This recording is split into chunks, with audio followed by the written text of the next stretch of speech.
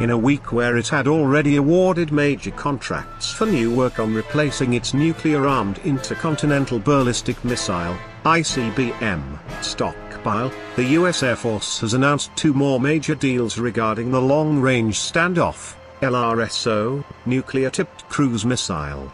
There is an ongoing debate about whether the weapon is redundant, overly expensive, or increases the risk of a dangerous miscalculation, but it may offer a number of benefits, especially if the Pentagon's latest nuclear posture review actively considers eliminating a leg of US military's nuclear triad.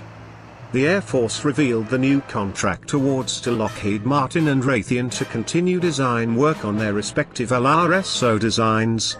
Both deals were valued at an even $900 million. The service rejected a bid from Boeing, and it is possible that Northrop Grumman may have unsuccessfully submitted an entry, as well. These 2 firms had just beaten out Lockheed Martin and Raytheon to proceed with work on the Ground-Based Strategic Deterrent, GBSD, ICBM replacement program.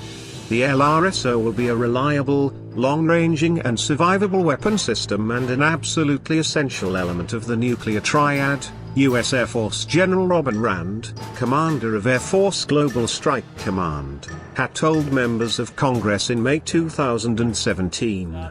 The LRSO missile will ensure the bomber force continues to hold high-value targets at risk in an evolving threat environment, including targets deep within an area-denied environment.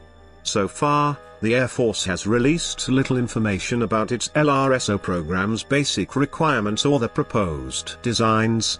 Contractors have been equally tight-lipped about their proposals, and Raytheon has even declined to issue any official statement regarding its newly won contract. The most anyone seems willing to say is that the new design will be able to penetrate through even the most heavily defended target areas worldwide. As such, it seems almost certain that the LRSO will be a low observable design, but the Air Force has refused to confirm or deny if it will have subsonic, supersonic, or even hypersonic performance capabilities. The new cruise missile will replace the existing nuclear and conventionally armed AGM-86 air-launched cruise missiles, ALCM. The subsonic AGM-86B carries a W-81 thermonuclear warhead, while the AGM-86C and D have high explosive and bunker-busting payloads, respectively.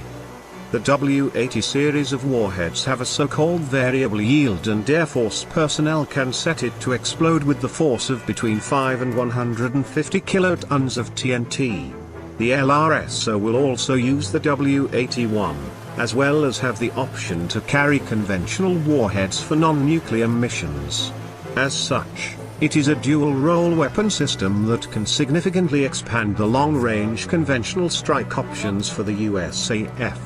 It's also important to remember that the existing AGM-86B missiles are one of the Air Force's 2 remaining air-launched nuclear weapons, with the other being the B-61 gravity bomb.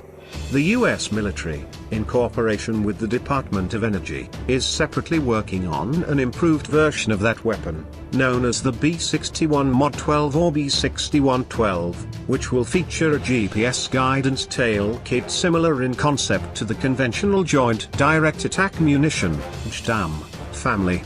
Critics suggest that since the B-2 or B-21 has the ability to sneak past advanced air defenses carrying a B-61 nuclear bomb, there's no need for them to carry a stealth cruise missile. The main point of a long-range standoff capability is to keep the launch platform away from these defenses in the first place. The argument continues that though the decidedly non-stealthy B-52 would need the protection afforded by the LRSO, it will be on its way out by the time the missile is ready anyways. As it stands now, the Buff is the only aircraft that can carry AGM-86, and this is the only nuclear weapon the aircraft can carry at all.